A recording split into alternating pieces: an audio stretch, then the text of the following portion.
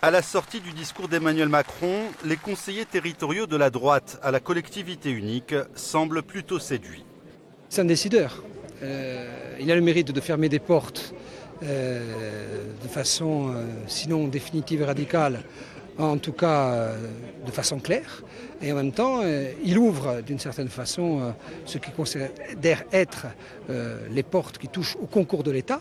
Et des aspects très concrets ont été évoqués également, comme le diagnostic avec le monde économique. Je crois que ça aussi, c'est important. Le quotidien est revenu souvent, la jeunesse est revenue dans son discours. Donc un discours aujourd'hui encourageant pour la suite des discussions.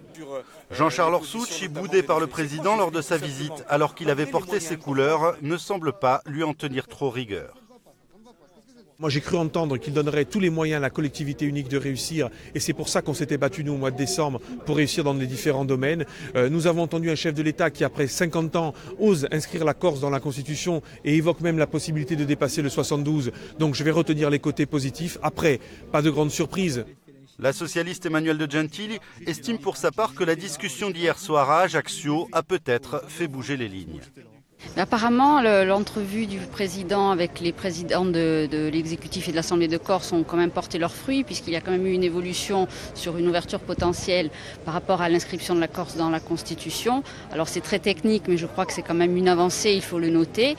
Mais même hors du groupe nationaliste, certains, comme le maire de Sisco, Ange-Pierre Vivoni, sont beaucoup moins convaincus. Personnellement, je suis un peu déçu. Surtout, on n'a pas entendu un mot sur les prisonniers, le rapprochement. On n'a pas entendu parler, on a entendu parler du bilinguisme. Ce qu'il a dit, on a entendu que l'éducation nationale il donne 9 millions d'euros, et ça on le conçoit. Mais aujourd'hui, le corse est une langue étrangère sur l'île. 3 heures dans une école, c'est pas possible, on ne peut pas apprendre une langue.